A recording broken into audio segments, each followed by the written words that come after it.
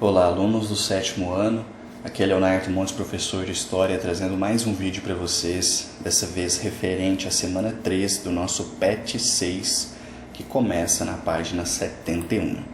E o nosso tema, olha só, tem tudo a ver com o último feriado de sexta-feira, é o tráfico negreiro e o trabalho escravo nos engenhos. Então, esse é um assunto extremamente importante, isso aqui é matéria de vestibular, enfim. O resto da vida de vocês com certeza ouvirão falar nisso. Então, vamos lá, vocês podem observar que eu deixei alguns trechos coloridos aqui no texto, que são pontos importantes. Eu vou fazer um resumo, mas é interessante que vocês leiam esse texto e consigam assim fazer as atividades que estão bem interessantes. As atividades dessa semana são do tipo que eu acho que realmente vale a pena se passar para os alunos, né? Vamos lá. Bom, o Brasil, durante quase 400 anos, 4 séculos, ele praticamente teve a sua força produtiva na mão de escravos. A princípio, com os escravos indígenas, isto é, os portugueses organizavam expedições, conquistavam vilas, aprisionavam escravos ou compravam escravos de tribos rivais e tentaram durante um bom tempo fazer com que o indígena fosse a mão de obra produtiva de interesse da coroa portuguesa. Mas isso não deu muito certo, porque os indígenas não estavam acostumados com produção em larga escala, eles viviam de forma tribal, uma produção sustentável, e além do mais eles tinham conhecimento das terras, então eles fugiam com muita facilidade, eles resistiam bastante, e além do mais não gerava dinheiro para a coroa. Então, é neste cenário que se torna mais interessante começar a trazer os escravos da África. E aqui é importante, já existiam escravos na África, porém, esse mercado, vamos assim dizer, ele foi inflado a partir dos interesses portugueses, Então, é nesse período que surge os escravos vindos, então, da África. E esses escravos vinham principalmente da região de Guiné, Costa do Marfim, Congo, Angola, Moçambique, Benin. E tem uma estimativa que entre 1550 e 1850 tenham vindo para o Brasil em torno de 4 milhões de pessoas escravizadas, homens, mulheres, etc.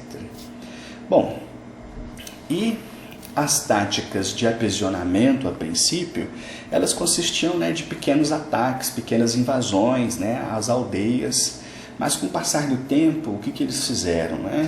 Eles formavam alianças entre povos que eram rivais, esses povos guerreavam entre si e os perdedores eram vendidos como escravos. Por isso os portugueses não criaram a escravidão na África, mas a incentivaram muito fortemente. Bom, e não só os portugueses, também os ingleses e outros tantos povos. Mas, para o que a gente está falando aqui, o foco está nos portugueses.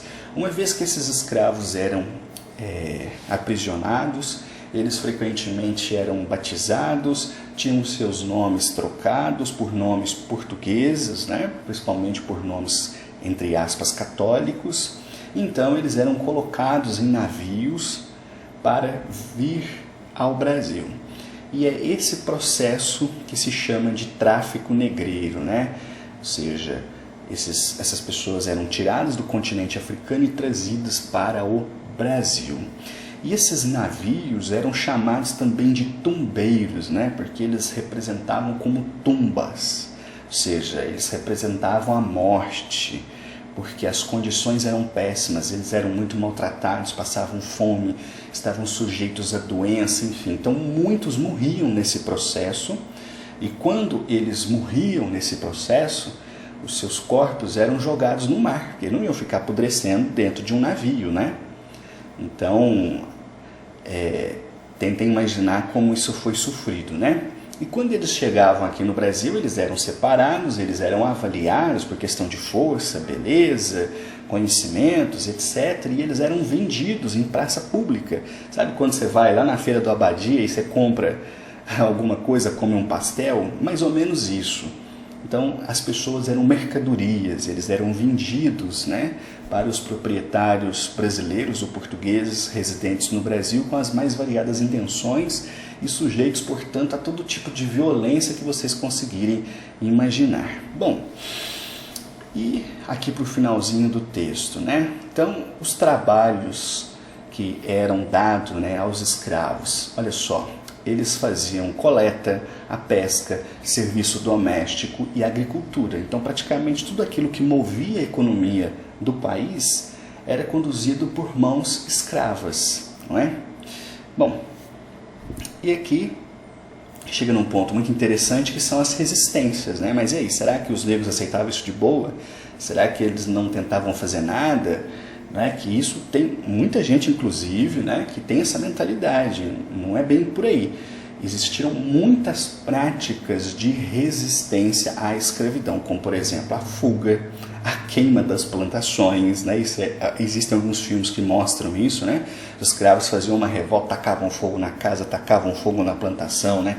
Corriam para o meio do mato, tentavam matar os seus feitores, né? Os seus senhores, e até práticas assim que a gente fica assim, até meio depressivo, né? De pensar que era também forma de resistência o aborto, né? O assassinato dos recém-nascidos, porque muitas vezes aquelas mães e aqueles pais, não querendo que seus filhos vivessem num mundo de tamanho sofrimento, matavam as suas próprias crianças e depois se matavam também.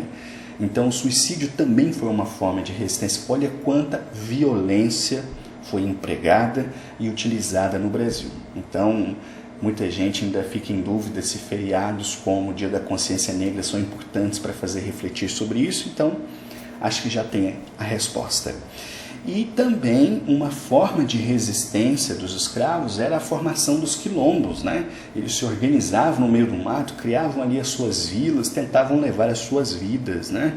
E o mais famoso deles é o famoso Quilombo dos Palmares, onde ali vai aparecer a figura de Zumbi, né?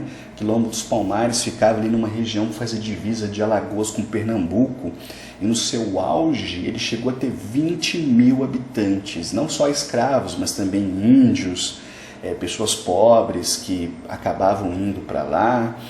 E então olha que interessante, né? Também foi uma forma de resistência, ok? Agora vamos para as atividades. Caracterize a escravidão no Brasil colonial. Então, acabei de explicar, está no texto, é só vocês lerem. E a 2, que para mim é uma questão muito relevante para reflexão e para a construção de uma análise, de uma opinião crítica da parte dos alunos, que é muito legal. Então vamos lá. Abre aspas. E se o castigo for frequente e excessivo, ou se irão embora fugindo para o mato, ou se matarão por si como costumam, tomando a respiração ou enforcando-se, ou procurarão tirar a vida aos que lhe dão tão má, recorrendo, se for necessário, a artes diabólicas, ou clamarão de tal sorte a Deus que os ouvirá e fará aos senhores o que já fez aos egípcios quando avexavam com extraordinário trabalho aos hebreus, mandando as pragas terríveis contra suas fazendas e filhos. Fecha aspas, Padre Antonil, né? Que é uma carta, né, de 1710. Então o que ele está falando aqui? Ele está mostrando, né, o que acontecia, né, quando o castigo era excessivo. Os escravos podiam fugir para o mato, ou eles podiam se suicidar, ou eles podiam tentar matar os seus senhores, enfim, tudo que a gente já comentou. E aqui vem a questão.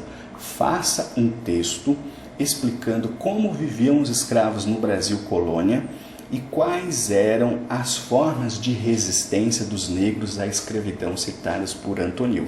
Então, também expliquei, também está no texto. Reflitam e construam um pequeno texto, não precisa ser grande, ó, tem até um espaço aqui das linhas. É só isso que vocês precisam fazer para produzir uma reflexão. E qualquer dúvida, qualquer dificuldade, estou aqui, basta chamar. Um abraço e até a próxima.